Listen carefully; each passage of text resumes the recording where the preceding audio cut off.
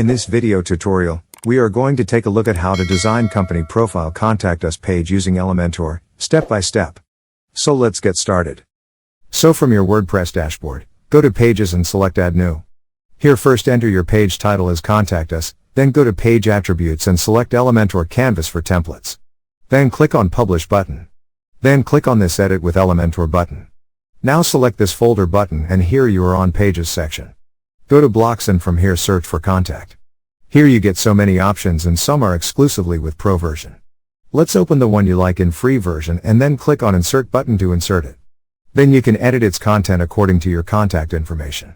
Insert your location, phone number, email, etc. Just click on this Edit button and insert your text in this left panel.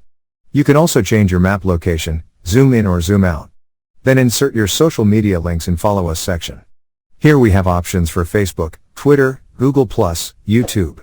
Once done, click on Update button. So this is how you can design company profile contact us page using Elementor. Thank you for watching. Struggling with WordPress?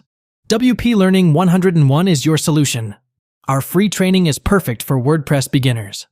Click the link below to join WPLearning101.com and start mastering WordPress today.